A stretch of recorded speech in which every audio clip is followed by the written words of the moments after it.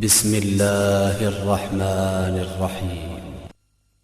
وضرب الله مثلا للذين آمنوا امرأة فرعون إذ قالت رب ابن لي عندك بيتا في الجنة ونجني من فرعون وعمله ونجني من القوم الظالمين.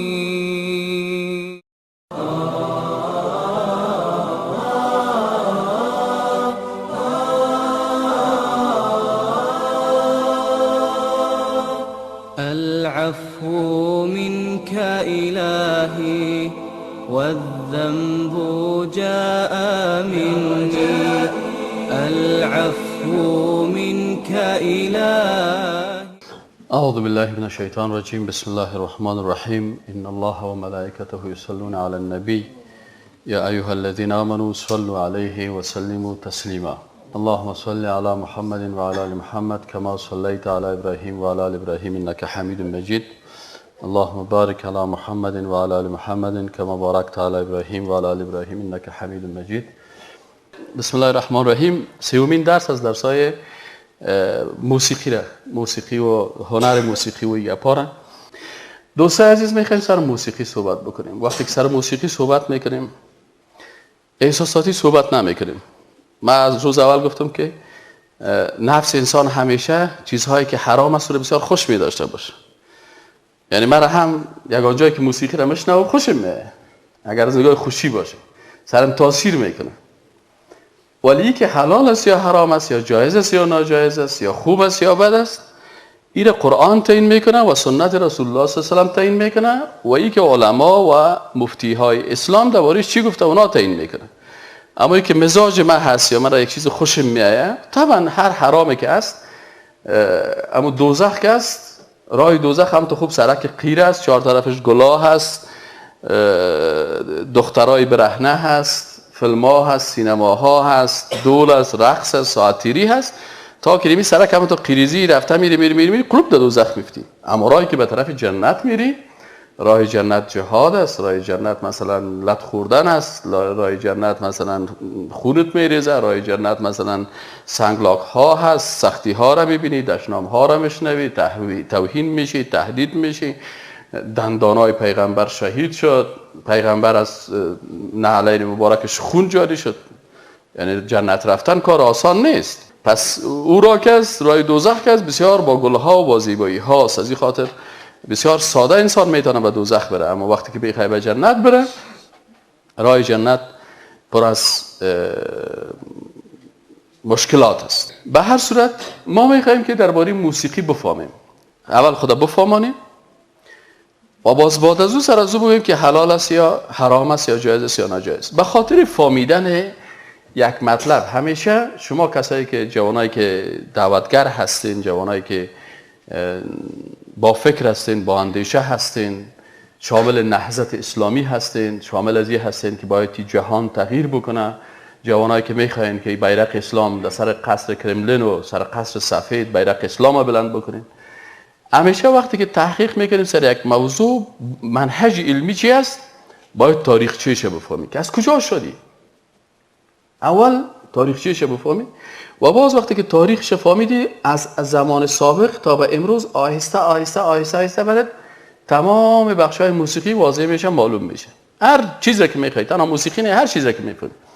پس ما وقتی که موسیقی را در لغت و در اصطلاح گپا فهمیدیم که در لغت موسیقی چی را میگه و در اصطلاح موسیقی چی را میگه و یار چی را میگه، خب به هر صورت عالمه سر از اینکه موضوع بسیار مهمه است که تاریخ موسیقی را سر تاریخ موسیقی و تاریخچه موسیقی بحث میکنیم که موسیقی از کجا شروع شد. موسیقی از زمانهای بسیار قدیمی وجود داشته، بسیار از زمانهای قدیم، و امی صداها اصلا علما میگن، کسایی که در این راستا تحقیق کردن میگه اول صداهای موسیقی و صداهای زیبا و صداهایی که بود زیادتر صداهای طبیعی بود، که مثلا صدای پرنده ها بود. مردم از صدای پرنده ها لذت می بردن، مثلا بعضیا گل سر داشتن و بعضیا سایره داشتن و بعضیا بودنه نگاه میکردن و بعضیا مثلا کپک نگاه میکردن. گپا باز اون صدای از خوششان میامد. پس این صداهایی بود از پرنده ها که بسیاری کسا از امون لذت می‌بردن. و بعضی از حیوانات بود صدای بسیار زیبایی داشتن، آبشارها صدای بسیار زیبایی داشتن. بعضی کسا را صدای آبشار میگم، من برم اینجا قرار خود یک بغل پرتم در پالو یک حوض یک آبشار از خوشش میامد، یا مثلا نسیم زیبایی که صبحی مثلا از یک نسیم میوزه و در بین درخت‌ها و گل‌ها باشی یک صدای خاص خود داشته. خلاصه آغاز امو صدای خوش و موسیقی و گپا از امی صداهای طبیعی که وجود داشتن و بالاخره باز انسان‌ها ایره جمع کردن. صداهای زیبای انسان‌ها هم بوده، باز بالاخره این صداها جمع شدن به امرای چی؟ به امرای بعضی از وسایل موسیقی که بالاخره اول مثلا صداهایی بودن که پف می‌کردن و باز بالاخره صداهایی که از پوست حیوانات دایره و طبله و گپا ساخته شد. باز اقسامش هم شدم در بخش براتون تشریح خواهد کردم.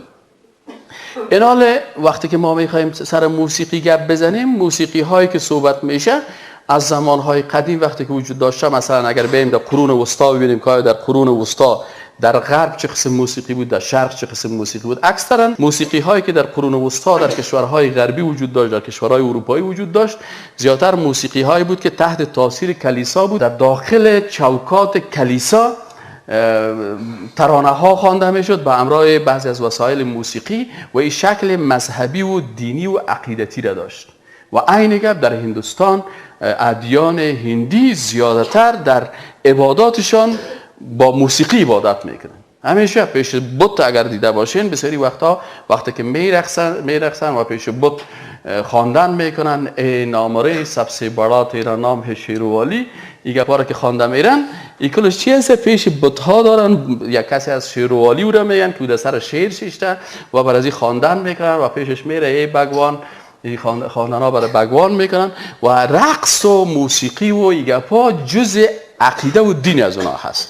و متاسفانه بعض ادیان دیگه که ادیان سماوی بوده و بالاخره اینا هم به این ادیان بت پرستی متأثر شدن در طول تاریخ و حتی مسلمان ها هم متأثر شدن. مسلمان هایی که مثلا خواستن، خصوصا مثلا شما ببینین یک چاله هست که مثلا به خاطر گمراه ساختن بسیاری وقتا ما و شما مردم ساده هستیم، میگه از ساده و ته حرامزاده. یگان کس میگه من بیچاره ساده هستم و تو بسیار آدم تو آدم چیز.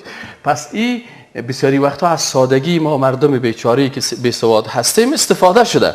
پس موسیقی رو به یک شکل آوردن در داخل دین، مثلا برای اسلام ایره یک ارتباط دادن. از کجا پیدا شد؟ یک کسی رفت هندوستان، اگه تاریخچه‌اش بخواین بالاخره از اونجا در هند دید که مردم خوب دین خوش دارن. خب طبعا همین اکثرا کدام مردم ها همین موسیقی هایی که در بین ازی به شکل دینی مطرح میشن، هستم غریب و خوار و دلازار یا علی، این خواندن ها را خواندن میکنن چی میکنن. اکثرا اگر شما دیده باشین یک وقت ما خورد بودیم در بعضی عروسی ها که میرفتیم، در عروسی میدیدیم که رقاص است و دخترها را آوردند و سازنده ها هستن و امی استادای موسیقی و یار آوردن و تا 2 بجه شب کلش خواندن های بسیار حرکات زشت و شراب و زنا و گپا. باز 2 بجه شب که میشد باز اون تنبور خودم میگرفت، باز شروع میکرد به نادخوانی و شروع میکرد به یا مولا دلم تنگ آمده، شیشه دل من خدا زیر سنگ آمده و باز یکی جن میگرفت و یکی باز چی میگن این گپا شروع میشد.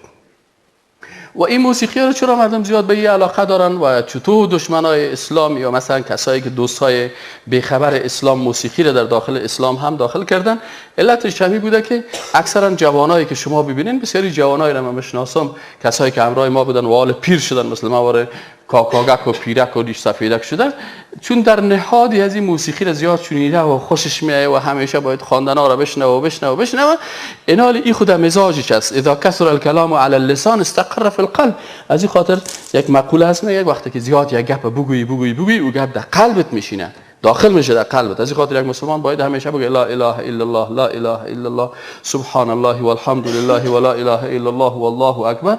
قرآن از این بشانه بخورن تا که این الفاظ کلمه با کثرت و با زیادت انتقال بکنه به قلب انسان پر از کلمه شو. باز امی وادی که انسان کلمه وادی که وقتی جان کندنش میشه باز لب خوش میشه، دهان خوش میشه، لب و دهان حرکت نمیکنه. باز امی لا اله الا الله به لب و دندان نیاز ندارن.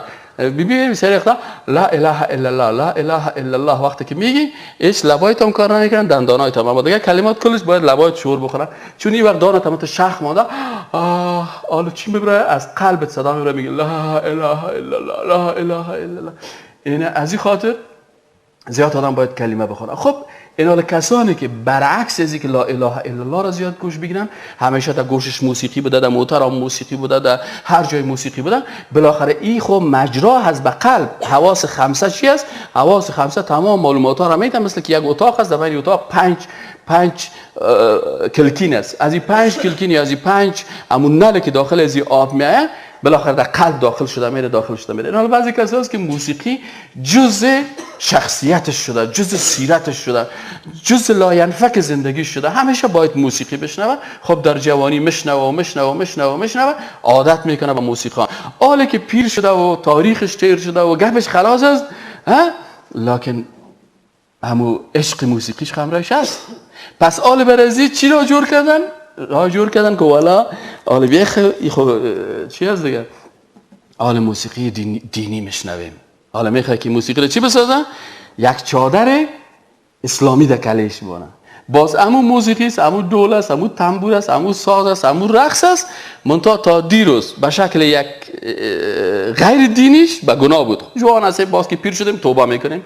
باز که پیر شد چه قسم توبه میکنه؟ آله از زیر چکک میخیزه میره زیر ناوه.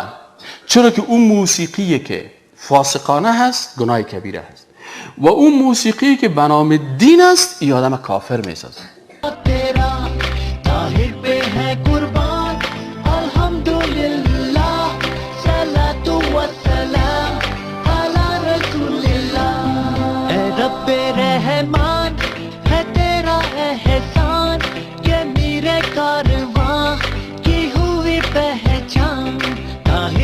मेरी जान अल्हम्दुलिल्लाह सलातु व सलाम अला रसूलिल्लाह.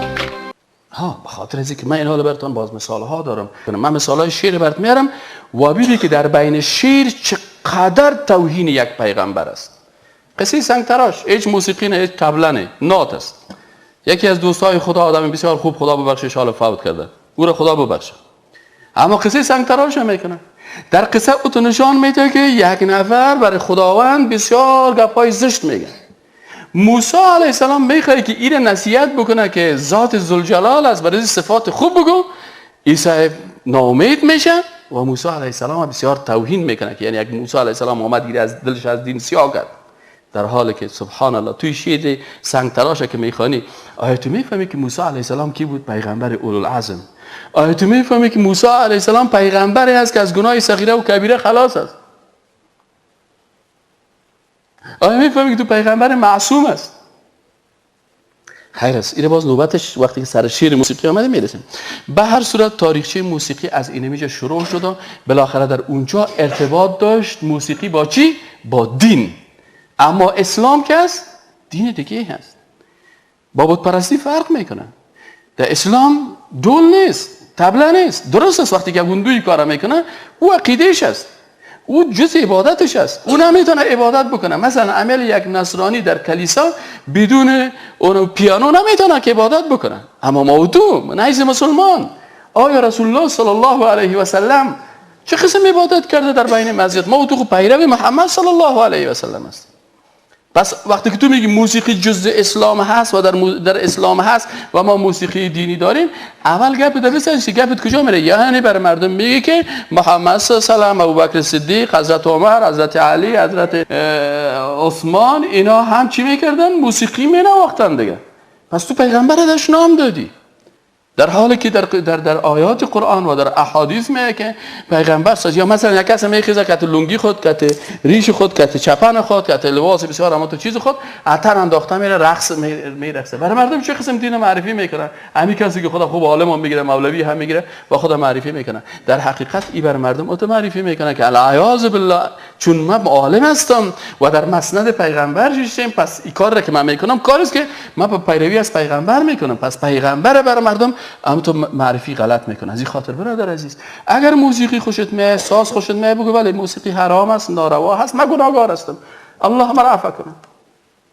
اما او رو وقتی که در دین داخل میکنن، از این خاطر چون در قرون وسطا وقتی که مطالعه کردیم، شما کتابا رو لطفاً مطالعه بکنین، کسایی که استاد موسیقی هستن تاریخ موسیقی از پیشان بخواین ببینید که در یونان و در رومان قدیم موسیقی با چی ارتباط داشت؟ موسیقی ارتباط داشت با بسیار با دین و با کلیسا و با این گپا و با دیگه. خب در بین عرب ها خیلی چه قسم موسیقی بود که ما و شما میایم و در بعضی از روایات میخونیم. در بین عرب ها موسیقی یا چیزی که بود دایره داشتن، یک قسم دایره ها بود، یک قسم طبله ها بود در پیش از اونا. و اکثرا این دایره و طبله را که میزد، کی میزد؟ صحابی پیغمبر هیچ وقت دایره را دست خود نگرفت، نه صحابی جوان نه صحابی ریش سفید. تصور کنین من دایره دستم باشه دایره بزنم، همین شخصیت من پیشتون چی میشه؟ بعد ضرب صفر میشه؟ نمیشه. تو جوان مسلمان که دست دایره باشه، به دمی را ببینید که کسی که دایره دست دایره زمین، شخصیت تا کجا؟ تحت صفر است. پس تو چطور تصور میکنی که یک صحابی پیغمبر، عبدالله ابن عباس 10 ساله یا 12 ساله یا حضرت علی که 12 ساله و 15 ساله بود او تو چیز در دستش باشه؟ نه خیر، اونا شخصیتایی بودن که اگر جوان 17 ساله بود رهبر جهاد بود، به طرف روم اسامه ابن زید خیز حرکت کرد، قماندانی میکرد، در رأس جهاد قرار داشت. تو برای دایره را میدی؟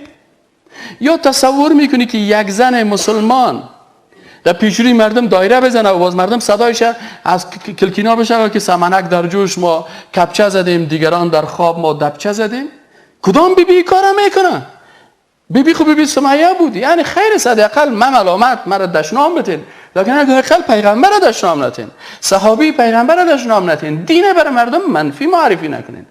مشکل ما این است که بسیاری کسا ادبی که باید ما به پیغمبر داشته باشیم، ادبی که به صحابه کرام داشته باشیم، ادبی که به امهات المؤمنین برای بیبی‌ها داشته باشیم، زبان عفیفی که باید یک مسلمان داشته باشه، ما حداقل اگر خودمون نداریم اونها را متهم نسازیم. یعنی وقتی که ما میگیم که سمنک نظر بهار است و این بیبی‌ها کرده، یعنی کدام بیبی مثلا فار اگزامپل کدام بیبی یعنی تصور میکنیم؟ خب خلاص والله خب بیبیای فعلی همین کارا بکنن. برو دخترایی که حافظ قرآن است، برو دخترای کامل در مدرسه حافظ مردم قرآن درس میتن، برو پرسانشون بگو بیبی جان خواهر عزیز آیا شخصیت تو تقاضا میکنه من رئیس مدیر مدرسه فخری که است بیبی حلیمه شاگرد من هست، پانتون معسل ما بود، پیش من درس میخوند، والله 5 سال پیش من درس خواند اگر من موی شهیده باشم.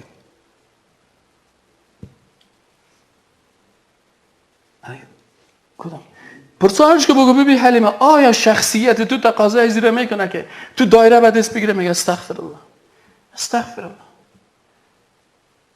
برو پرسان که کدام بیبی؟ هیچ، نه در زمان قدیم و نه در زمان حدیث و نه در حال.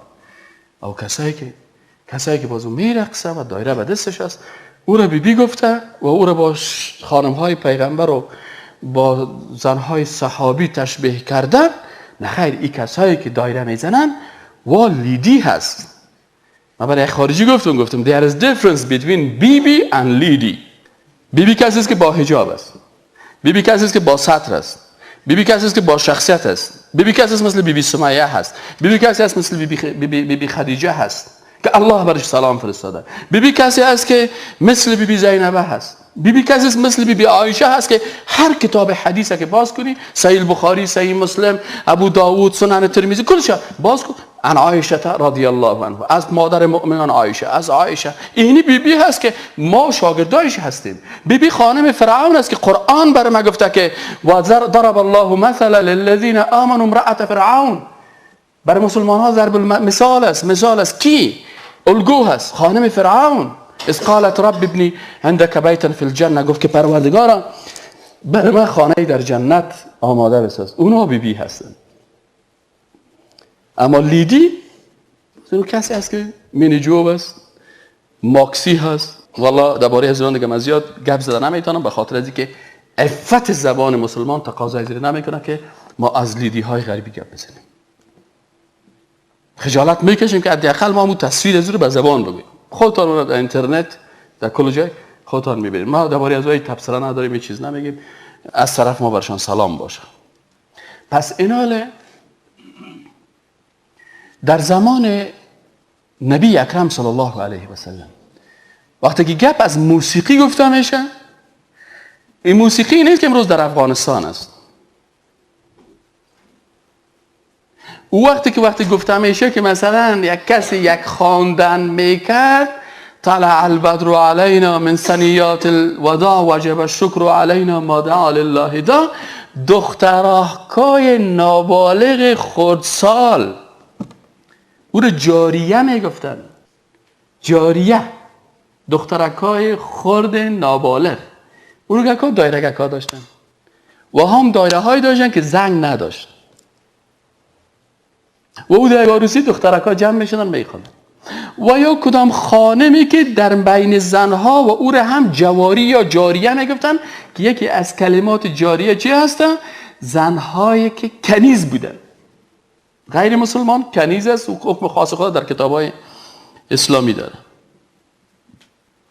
و او هم در بین مجلس زنا تصور میکنی والله یک عالم، الله هدایتش کنه، الله هدایتش کنه، در تبلیغات خود میگه به اردو، میگه 2 تا جواری که او ترجمهش میشه 2 تا دخترکای خرد در خانه پیغمبر صلی الله علیه و سلم ترانه میخواندن.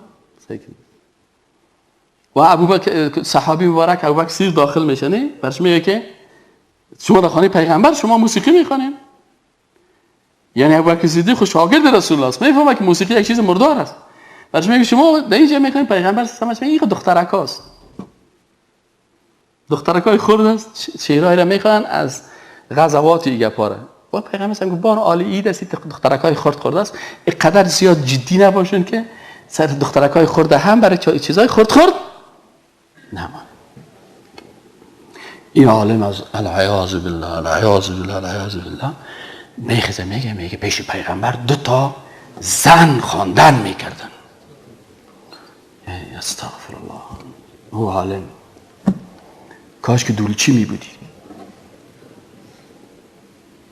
اگر دول میزدی در کفر داخل نمیشه. تو سر رسول اکرم صلی الله علیه و سلم وقتی تاز میکنی و باز میگه که ای لوگو دولیدی پیغمبر کے پاس تھے گانا گا رہا ہے تھے. استغفر الله. و دشنام دادن با پیغمبر خدا و تهمت کردن سر پیغمبر خدا. من کذب علی متعمدا فلیتبوأ مقعده من النار. پیغمبر صلی الله. اگر کسی یک حدیث ضعیف به من دروغ میگه، یک حدیث تحقیق نکردی، میگیره پیغمبر گفته، مرکزت دوزخ است. الله ما بسیاری وقتا که یک حدیث میگم رو میپالم که باشه کدام کتاب پیغمبر گفته. بعضی کسا از کتابم تو واز کرده میره والا پیغمبر رو تو گفت، والا پیغمبر رو تو گفت. و پیغمبر میگه که او مولوی صاحب من کذب علی متعمدا، کسی که قصدن سر ما دروغ بگوید فلیتبوأ مقعده من النار، از این خاطر خودش ریشه چک میزنه. 4 تا کاغذهای ریش سفید تاریخ تیر شدگی 120 ساله را آورده واسه به تنک انداخته میرن و این برشان فتوا میده که العیاذ بالله العیاذ بالله. 2 جاریه که در زبان عربی، من 7 سال در زبان عربی تحقیق کردم، 7 سال تحصیل کردیم در زبان عربی.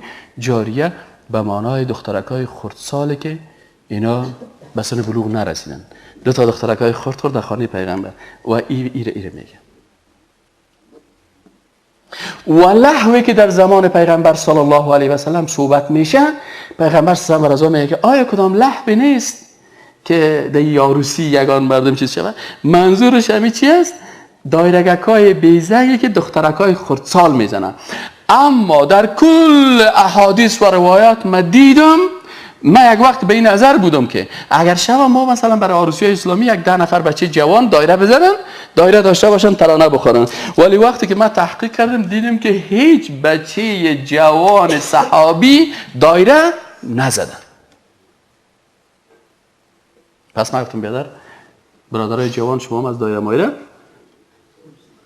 دلتان بیغم کنید. ما شما پیرو رسول الله صلی الله علیه و سلم، پیرو ابوبکر صدیق هستیم نیستیم؟ پیرو حضرت عمر رضی الله عنه هستیم نیستیم؟ پیرو حضرت علی رضی الله عنه هستیم نیستیم؟ خلاص وقتی که ما پیرو از اونها هستیم، اونها این کارو نکرده، ما هم نمیکنیم. این حال در زمان پیغمبر صلی الله علیه و سلم موسیقی وقتی که صحبت میشه یا لحو صحبت میشه از دایرگک‌های خرد و ریزی یا از وسایل بسیار کلاسیک ابتدایی مثل یگان طولگک که ادعو هم بعض روایت آمده صحابه کرام کلکای خود را کجا میماندن؟ به گوشای خود نمیشنیدن طوله را و یک قسم جاز و یک قسم تنبوره و یک قسم وسایلی که امروز بودن دو اثر نبودن. پس در محافل عروسی های خوشی که بودن این قسم اصلا و در زمان پیغمبر صلی الله علیه و سلم این قسمی نبود که ساعت 9 بجه بری تا 12 بجه در خانه داماد بشینی. این قسمی عروسی ها نبود یا خود پسان پیدا شدن. وقت عروسی چه قسم بود که نکاح میکردن چند نفر میامدن در اونجا نکاح را بسته میکردن و اکثرا در مسجد میکردن و وقتی که نکاح ختم میشد سعی کنین وقتی نکاح ختم میشد داماد عروس خانه خود میبرد بعد از او داماد به صبای ایروز پیش خود فکر میکرد ولیمه بکنم یا نکنم اگر خود داماد میدید که والا یک گوسفند دارم یا 2 گوسفند دارم یا کدام درک خوردنی دیگه شیرینی باب میداشت یا مثلا خرما میداشت یا مثلا یک غذای را به نام سویق میگفتن از شیر و از خرما و از عسل گپا چیزا بعضی غذا جو بشه اگر میداشت واره میورد باز مردم میگفت کو برادرم من عروسی کردم نکاح دیروز بخیر تیر شد امروز از بین دوستا خانه مبین یک برتان یک دانه گوسفند ذبح هم میکنم امیر یک کاسه شوروا یا کباب میکنیم میخوریم. و اگر احیان داماد میدید که والا چیز ندارم حالا چی مصرف کنم ولیمه سنت است خوب چیز است اما ندارم. وقتی که آدم غریب بود سر آدم حجم فرض نیست. مثل در مسائل مالی و پولی زکات سر غریب فرض نیست فرض است. یکی از بناهای اسلام زکات است اما من که ندارم سرم فرض نیست. او که داره سر زور فرض است. زکات 8 سال بسیاری مردم به زور خدا سر خود حج فرض میسازن هر سرش فرض نیست. بعضی پدرها از بچه خودم حکم میگیره که الان بچه پیسه بدی الان زود از جیبت پیسه بکش. ندارم پدر جان حقوق پدر رو نمیفهمی بکش. خب شو بالاخره صاحب خدای پدرای آخر زمان هدایت کنن با صاحب از جیب بچه بیچارهش تا میزنه و بالا میزنه بالاخره یک مقدار پول پیدا میکنه باز این غریب فقیری که هیچ سرش حج فرض نیست باز میره به زور سر خود حج فرض میکنه. ولیمه اینه گپ است. ولیمه سنت رسول الله صلی الله علیه و آله است برای کسی که توانایی ولیمه را داشته باشه.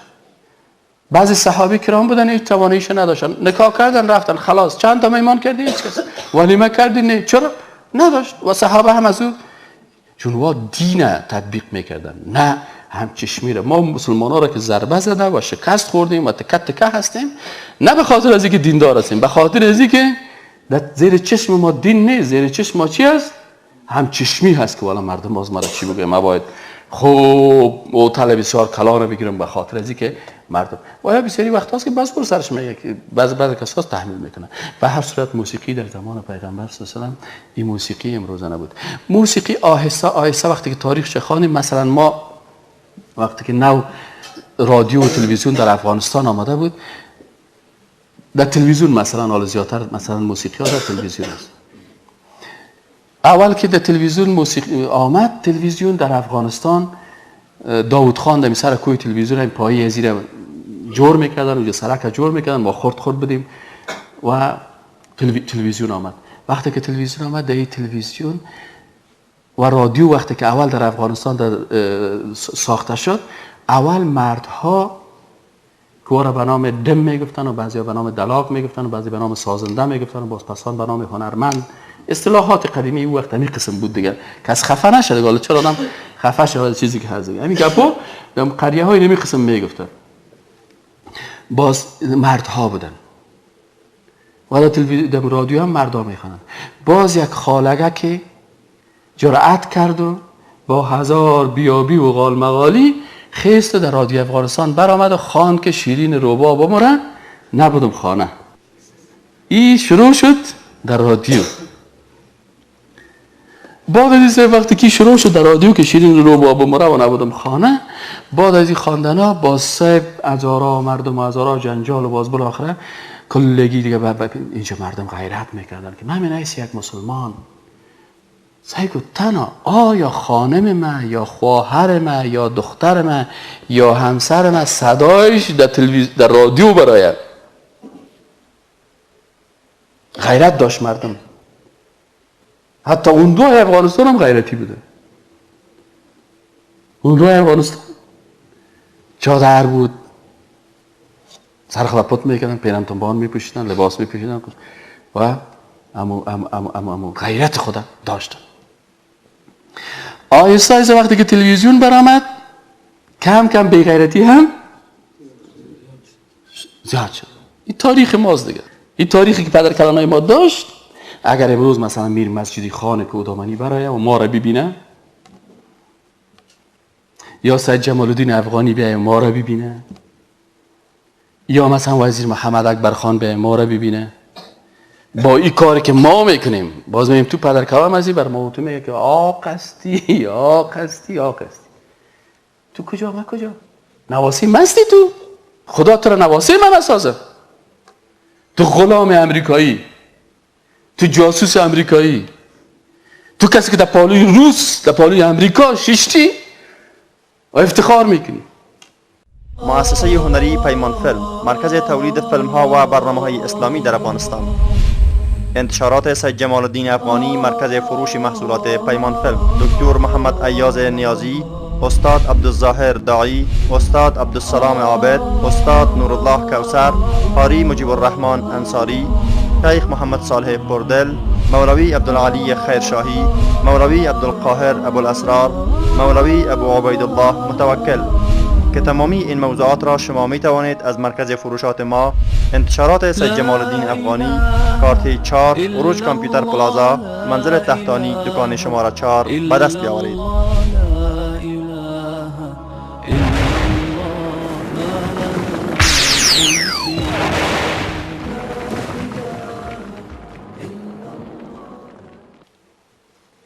تو نواسه من هستی؟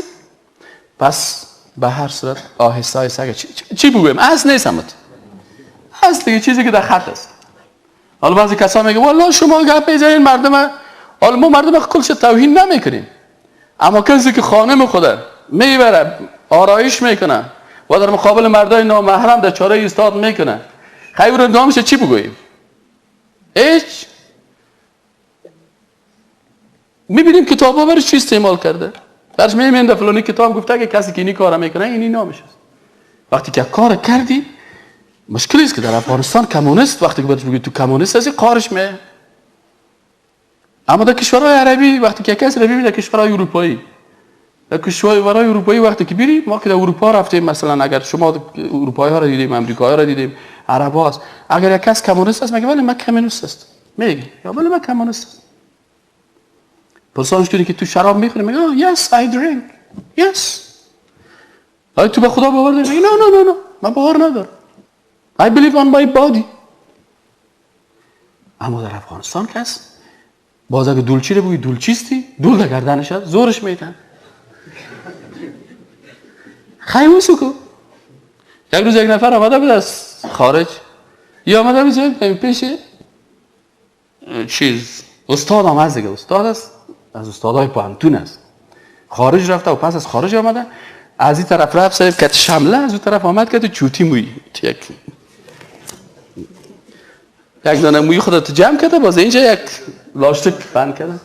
این بچه هر کاری که در پیش زمین تیر میشه فکر کرده مستر گفته او مستر چطوره؟ ما یک افغان هستم مرا مستر میگین. گفتم استاد جون چرا قارسی؟ تو چه کی احمقاره مرا مستر میگه. گفتم خود کلیت مستر وارسی. حال ما وقتی که این لنگی رو در سرم میکنم نی؟ حال پانتون بریم سرلوچ سیز بسیاری وقتا بازار بریم سرلوچ، اما وقتی که لنگی به سر میکنم یک کس مرا بگه مولا صاحب چطور هستی؟ هیچ کارم نمیه. مولوی صاحب چطور هستی؟ دم باشین. اگه یک کمک رتبه بده بگم مولوی صاحب بسیار از تشکر مولوی گفتی یک کمک جنرال ساختیم. اما اگه میگه مولا صاحب چطور هستی خرزابت نام ما میگه سیز قربان پای مولا. ها؟ اگه میگه قاری صاحب هیچ کار نمی‌کنه، قاری بفهم قرائت قرآن میگه. اگه میگه مولانا هستم میگم بله بله. حالا تلفن میاد کس میگه السلام علیکم تو مولوی صاحب دایی هستی؟ من واسه ماست. بابا شما استاد دایی هستید؟ من میگم تشکر ماست. بعضی میگه دکتر صاحب شما دکتر صاحب عبدالظاهر دایی هستید؟ من میگم خانه آباد برام یک دکترا هم دادی تشکر. دکترا افتخاری. خلاص اوکی. اما او که دول اگر در خوابیزان میکنه برای میگه چطور هستی دولجی صاحب؟ چرا؟ کمونیست است. کفر میگه کتابای لینین خانش پر است. باش میگه تو کمونیست هستی؟ چرا من کمونیست گفتی؟ خیلی هستی؟ خیلی هستی؟ خیلی چیز که چرا قارم می وقتی که سلا سخت یک راه را اختیار کردیم من کس پرسان کنه تو چی هستی؟ میگم الله ما را گفته سماکم المسلمین. من مسلمان هستم و من مسلمانی خود افتخار میکنم و میگم یعنی بیست گناهکار هستی؟ میگم بله گناهکار هستم افتخار نمیکنم به گناه خود احساس شرمندگی میکنم از گناه بله شرمنده هستم پیش الله جل جلاله توبه میکنم برای الله.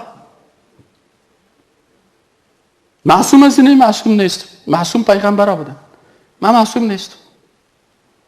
این حال موسیقی که بالاخره در افغانستان آمد در زمان کمونیستا آهسته آهسته غیرت هم چی شد؟ سلب شده رفت. فلانی جان کت خانم خود آمد در تلویزیون گر ندانی غیرت افغانی هم چون به بگرام آمدی میدانی میدان بگرام برو باز غیرت افغان ها را سایی.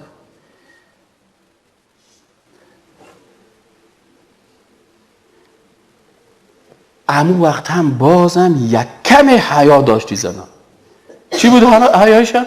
که زن با مرد اگر خواندن هم میکرد آرام استاد بدن. سیزی؟ حداقل استاد بود. وام استاد بود. وام استاد بود. وام کمک کالای افغانی پوشیده بود. وام کالای افغانی پوشیده بود. یک ذره پوشیده بود. بازی که آهسته آهسته خود. باور بکنید یکی از قصه های جالبه که من دیدم یک زن با غیرتی که واقعا آوازخوان بود بسیار غیرتی بود. من در رادیو افغانستان یک وقتی کورس نطاقی میخواندم و همین برنامه‌های سیرت هم میخواندم سیرت النبی صلی الله علیه و سلم در رادیو میخواندم. وقت رادیو افغانستان بود و اون وقت من شاگرد بودم محصل پانتون در وقتایی که من محصل بودم و در وقتایی که شاگرد بودم میرفتم در رادیو و کورس نطاقی خواندیم و بالاخره بعضی برنامه‌های رادیو رو میخواندم. یک روز گفتم برنامه دهقان برام دادن گفتم که دهقانان عزیز یک نطاق من برای او مولا ها مولوی ده اینجا دهقانان عزیز خوب هم تو مولا هستیم نه خوب هم تو باش حلوا واره خوب هم تو از حنجره برش گفتم که دهقانان عزیز و بعد بشی گفت تو مولای تیجی در رادیو شروع کردی دهقانان عزیز صندوق دهقانان عزیز گفتم خب معذرت میخوام. دمی وقت یک وقتی بود که یک هنرمند ایندی به افغانستان میامد و در رادیو افغانستان کلگی مکتوب استعلام آمد که تمام کارمندای رادیو باید برن به میدان هوایی به استقبال امیتابh بچن. خب کلگی سب خیستن و دویده رفتن به استقبال امیتابh بچن در میدان. وزیر صاحب میدوه رئیس هم میدوه شاگردای مکتب هم میدوه محصلین هم میدوه کل از یاسب دویده رفتن پیش امیتابh بچن. در دفتر من ماندم و سیما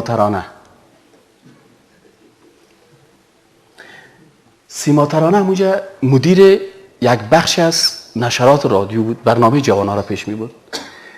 ما دیگه به این برنامه خود هستم که برنامه را میخوانم و همون کارمندای تکنیکی هستن. من دیگه معطل هستم چون من بالمکتب بودم اونجا وظیفه نداشتم تو یگان ساعت رفتم اونجا و ورقایم در اسم از خوانده میرم دیدم که کلگی در رادیو نیست. رفتم در دفتر تنها امی شیشته و یک دمی او دیگه اون طرف شیشته کالا سر من خانه‌اش این دفتر بسیار کلان است و چوکی‌های زیاد داره و همکارای تکنیکی و خود رفتن نمیتونن باید می کسایی که چی هستن هنرمندا و کسایی که نطاقا یا هستن برن.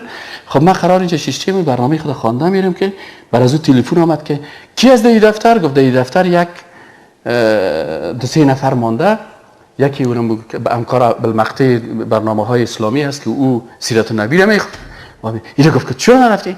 او دمی تلفن میگه پرزد من شنیدم در تلفن بعد از اون میگه که بله چرا گفت نرفتی به استقبال امیتابh بچن؟ گفت بی رئیس سر من کار نشد.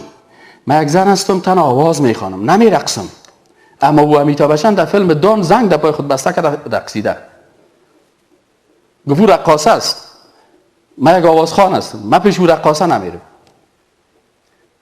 گفت ما که هنرمندای افغانستان وقتی که میره چند نفر به استقبالش میاد، گفت حالا ما در هندوستان رفتیم 3 ساعت در میدان هوایی مرا استاد کرده، پاسپورت ما گرفتن، حتی هم تو احترام خو نیست، حتی هم تو آخر استادم کرده، ولی هر کس به استقبال آمده باشه حتی پاسپورت ما تیر نمیکنه. او چی نیاز دارم ما به یک رقاصه برم؟ او یک رقاصه هست و من یک تنها آواز میخونم، من نمیرقصم. از این خاطر گفت من رفتن نمیتونم. والا هم جدیده بهش گفتم دختر کاکا قربان غیرتت، بازم یک شنگ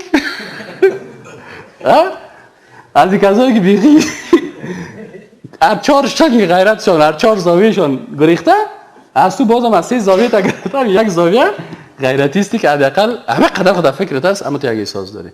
پس در اون وقت هم در وقتی که نو تلویزیون در افغانستان آمد، اگرچه موسیقی ها بود لکن بازم یک کمک حیا بود. این حال شما ببینید در قسمت فتاوایی که مثلا در زمان پیغمبر سم در باری موسیقی فتوا داده میشد، به او قسم موسیقی فتوا داده میشد. در زمان اولی که تلویزیون آمد برای از اونو خواندن و موسیقی فتوا داده میشد. حال که است حال سب بیاین سیل کنید. حال در زمان ما وقتی که مولوی صاحب فتوا میتن و کسایی که میگن ما در باری موسیقی گپ میزنیم، ما براتون حساب میکنم. اول در موسیقی امروز چند مشکل است. نمبر 1 موجودیت اشعار بسیار خطرناک شرکی، کفری، فاسقانه و فاجرانه. و درباره این ما یک بحث میگیریم سر اشعار. یه بگو. 1 دومش شنیدن صداهای شهوت انگیز. از نیست از او کده که بچگه که برهنه روی نباشه او رو میارن سیدیش پر میکنن. از او کده که دختر زیبا نباشه، سابق خوب بود یک هنرمند بود روش چکی، شاعرم برش میگفت که کاش تیره چهره به داغ چک ہوتے را تو ہے رویت خود سیاه هست اسم ستاره بی ہوتے.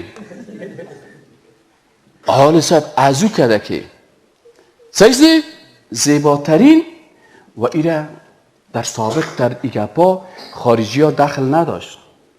حال خارجی بر از او دختره که از خانه خود میگروزه، خانه مچم دیگه، خانه نقطه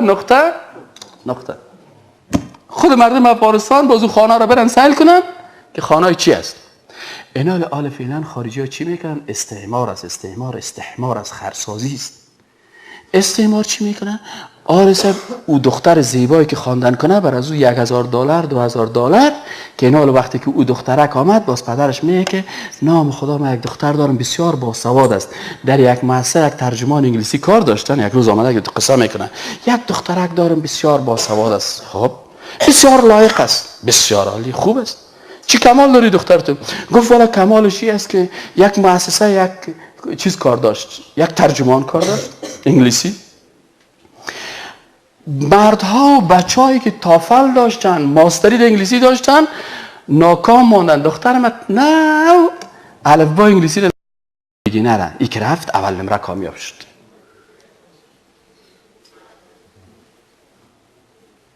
نام خدا کاکا چه قالی.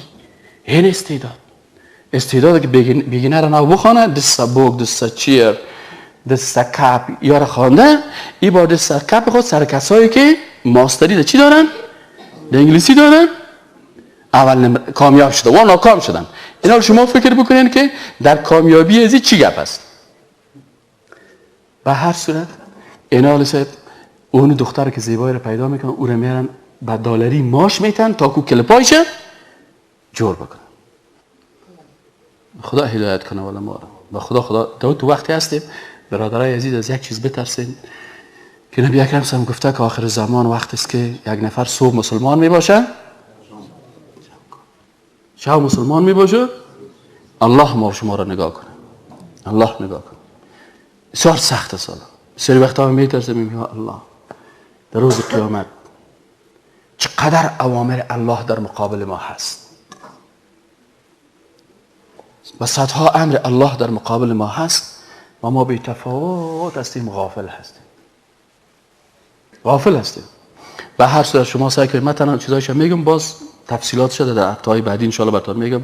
شنیدن صدای شهوت انگیز است نیست.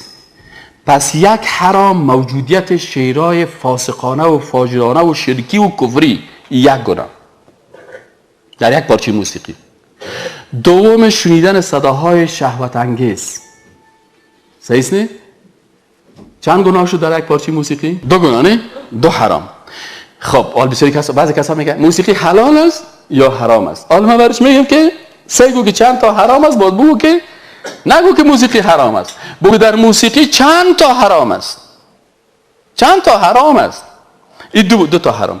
سوم موجودیت پسران خردسال و زنان و دختران. حلال است یا حرام؟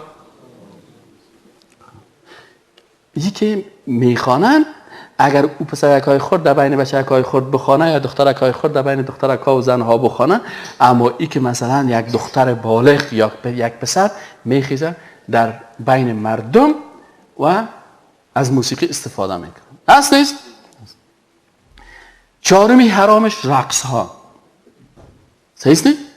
تاریخ موسیقی امروز که آمده، اون موسیقی 10 سال پیش وارد نیست که یک خواننده پلی خواننده دیگه استاد میشد، خانم و شوهر استاد میشدن و خواندن میکنن، آرام بودن. آقای صاحب عمو خانم شوهر میرقصن نمیرقصن. خب این حرام چهارمی. حرام پنجمی آشکار نمودن اعضای بدن برای نشر شهوت. او پسر و او دختری که میرقصه در موسیقی و خواندن میکنن، آیا لباسای کلان قسمی پوشیدن؟ ها؟ سابق خود که چند سال پیش بود یک نفر میگفت یک لنگی کتا نه به اجره مجلس دیره مجلس است نه میگفت نه آل صاحبو که می به 100 قلم آرایش شدگی و با این آستین یخنش لباسش، ای در موسیقی هست نیست. پس این حلال است یا حرام؟ حرام است. چند حرام شد؟ 5 حرام.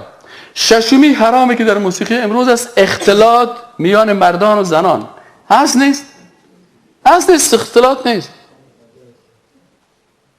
همین هر پارچه موسیقی که مثلا در یک هتل میمانه 2 تا مرد با همراه 2 تا زن میرقصن نمیرقصن. خب این ششمی حرام. در آغوش گرفتن زنان و مردان و نامحرم هست نیست در این موسیقی ها؟ و خود تو طبعا نیست که قرار آرام شیشته آرام قرار استاد است یا تنها خودش رقصیده میره. او خوزای برو 16 قسم ملاق میده.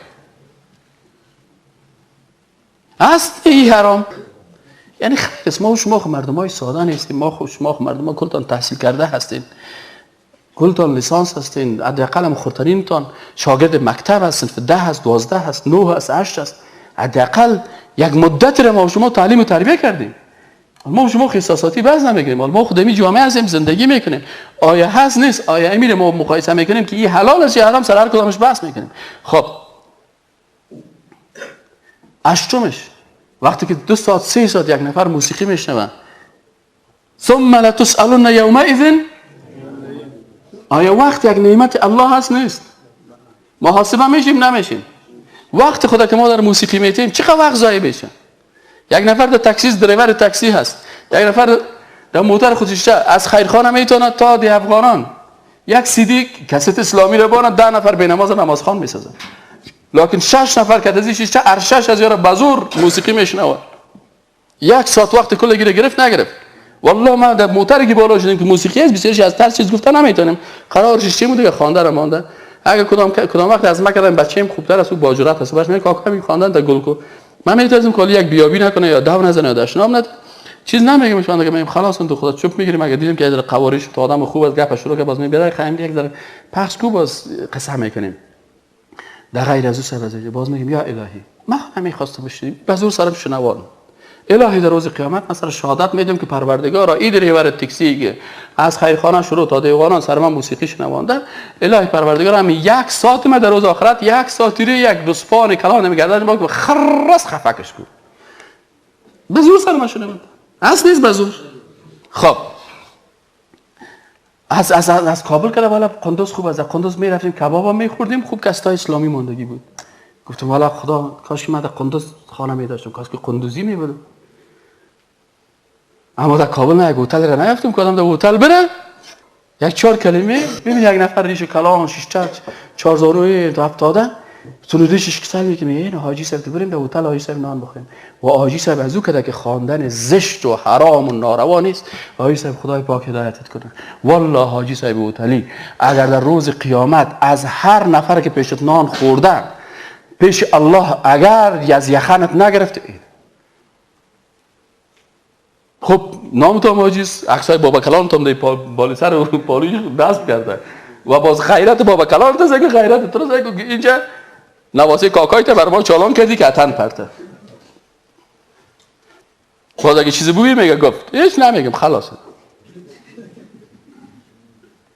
خب صحیح شد نه مصرف نمودن پول داخل شدن شراب نوشی در بین موسیقی هست نیست هست نیست خب خوردن شراب چند نفر بیشن شراب بخورن و خواندن بکنن ها کدام مولوی در میگه کی حلال است بفرمایید خب غض البصر از بین میره نمیره در قرآن گفته که وقل للمؤمنین یغضوا من ابصارهم بگو برای مسلمان ها که چشمتان از نامحرم بپوشونید خب ده او خواندن که تو سل میکنی چقدر غض البصر میشه او در آیت قرآن گفته که تو چشمت وقتی که در راه میری اگر زن با حجاب بود سوش سل نکن در اصل صحابه زنها چه قسم بودن؟ با حجاب بودن با زن با حجاب که در حجاب اصلا سل نکن تو بازی زن با این حالت سل میکنی این دیگه حرام است نیست ضد آیت قرآن عمل شد نشد خب آیت قرآن گفته که ولا تقربوا الزنا مخالفت با آیت قرآن که چی است؟ ولا تقربوا الزنا نگفته که ولا تزنوا آیت قرآن نگفته که زنا نکنید گفته که ولا تقربوا الزنا به زنا آیا این موسیقی های امروزی مردم به زنا و همجنسگرایی نزدیک میسازه یا دور میسازه؟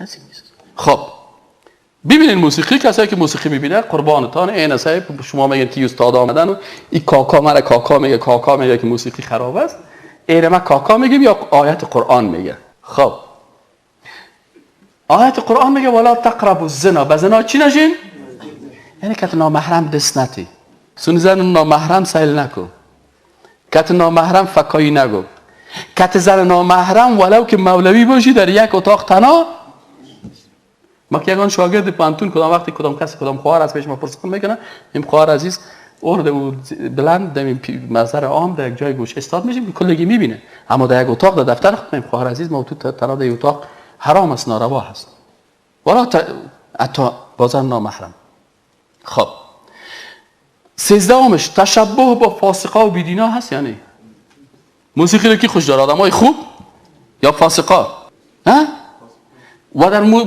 موسیقی رو که در دین داخل کردن ما داخل کردیم یا اونجا اون دو داخل کردن هم مشابهت با کی آمد در موسیقی دینی مشابهت با کفار آمد و موسیقی فاسقانه مشابهت آمد با کی با فاسقا و فاجر خب و تشابه من تشبه بقوم فهو منهم آیا اجازه داریم با غیر مسلمان ها و بیدینا خدا مشابه بسازیم حق نداریم خب دیگهش تشبه با کافران 14 ایجاد بدعت در دین توسط موسیقی است نیست بدعت است نیست کی در دین داخل کردن کی والا ثواب داره عالم کسایی که طبله میزنن از تم غریب و خوار و دلازار یا علی که خوان نمیرن این از این ثواب میبره یا گناه خودش چی فکر میکنه خودش میگه ثواب است خب 15 ایجاد خوارم المروءه یا بی شخصیتی انسانایی که در موسیقی یا کار میکنن میشنه شخصیت خود از دست میته نمیته آیا مسلمان باید با شخصیت باشه یا بی شخصیت امی که یک چیز انسان بی شخصیت میسازه خودش حرام است امی که شخصیت مسلمانه سرش علامه استفهام میاره انسان مسلمان بی شخصیت میسازه این حلال است یا حرام هر چیزی که آدم بی شخصیت بسازه علمای حدیث وقتی که یک نفر میدن که در راه نان میخوره حدیثش نمیگرفتن میگفتن بی شخصیت است نان خوردن در راه در اسلام چی انسان میسازه حدیثش نمیگرفتن کس رو دید امام بخاری میره یا کس رو میبینه که فلانی حدیث داره، میره یک روز سفر کردن باش خانه درازی تق تق میزنه، سلام علیکم خوب هستین ساعتون خوب است، میبینه درا کی هستی والا میبینه که دستش ناناس خورده میره، همون نفر تو هستی میگه با مان خدا. چرا میگه نان خوردن درا چی است؟ آدم چی میسازن؟ به شخصیت میسازن. برو یک جای بشی گوشه سنگین بشی نان تا بخور. این حاله خب وقتی که طبله دستش باشه، دول دستش باشه، خودش میرقصن، همین کاکای رگانه که ببینید که در بین مجلس خیز میپرتاشون همین شخصیتش پیشتان چی میشه؟ والله نه تنها به شخصیت میشه، باور بکنین بسیاری جوانا را از دین متنفر ساختن. یک نفر لنگی در سرش ریش داره عطن میپرتن. بعضی جوانای با شخصیت که هست میگه والا اگر دینی قسم باشه من از دین تیر. بعضی از جوانا را از دین مرتد ساختن. خب دیگهش موجودیت وسایل موسیقی حرام و ناجایز، این دیگه حرام. و دیگه ایجاد فرقه های جدید حرام دیگه که آل به نام شیطان پرست یک قسم مردم ها پیدا شدن که وا از طریق موسیقی امی عقیده خدا در بین مردم مروج می سازن. و حرام دیگه چی است؟ دعوت به همجنسگرایی هست نیست؟ دعوت به چی؟ همجنسگرایی. بعضی کاکا را سعی کنید خدا هدایتش کنه، خوب خدا دیندار هم میگیره. واسه ایره من عیده بودم روز یک کسی یک کلیپ هم چون در موسیقی چی میگه؟ بیا که من در موسیقی تحقیق بگیرم که برده اصل موسیقی رو نشان بتم. دیدم که پسرای جوانه لباس زنانه پوشاندن و سرخی کردن، سفیده کردن و او باز نطاق برنامه را که جور کرده باز برش میگه که او همجنسگراهای غربی رو شرماندی در زنبیل غم. این حاله تقریبا وقتی که ما تقریبا دمی چند وقتی که در موسیقی تحقیق کردیم در یک پارچه موسیقی ما 16 یا 17 حرام پیدا کردم. این حال کسایی که بگه که موسیقی باز انشاءالله در هفته آینده بخیر ما و شما باز فصل اول شروع میکنیم سر شعر و ابیات در موسیقی که من بر شما مثالهای از اشعاری بیارم که این اشعار خطرناک سبب کفر میشن، سبب دشنام دادن و پیغمبران میشه، به احترامی به صحابه کرام میشه. باز ان شاء الله بحث‌های دیگه شه در هفته‌های آینده ان شاء الله که اگر زندگی بود دوام خود داریم. سبحان ربک رب العزة عما یصفون و سلام علی المرسلین و الحمد لله رب العالمین. الهی پروردگارا اول خود ما را هدایت بکن. الهی آنچه که میگیم از زبان ما بعضی کلمات اگر اشتباهاً خارج میشه معصوم نیستیم، بیگناه نیستیم. الهی پروردگارا کلماتی که از پیش ما اشتباه میشه او را ببخش و آنچه را که میگیم میخوایم که دین بفهمیم. پروردگارا در وقت خطرناک قرار داریم، آخر الزمان است، جنجال ها زیاد است. الهی پروردگارا دین ما را تو حفظ بکن. الهی قلب ما را به ایمان ثابت بداشته باش. الهی ما را از این لهو و لهب و از این بدبختی ها حفظ بکن. الهی اگر کدام اشتباهی کردیم توبه میکنیم، به بارگاه تو رجوع میکنیم، توبه ما را قبول بکن. الهی آخرین کلمه که از زبان ما خارج میشه در وقت جان کردن کلمه لا اله الا الله محمد رسول الله صلی الله علیه و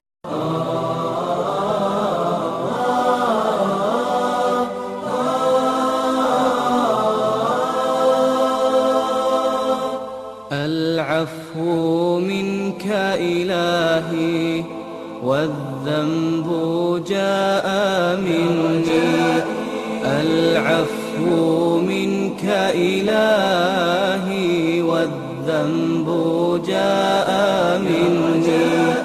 والظن فيك جميل حسن يا ربي ظني. والظن فيك جميل حسن يا ربي ظني. حسن ظني. العفو منك إلهي والذنب جاء مني. العفو منك إلهي والذنب جاء مني. والظن فيك جميل حسن يا ربي ظني والظن فيك جميل حسن يا ربي ظني حسن ظني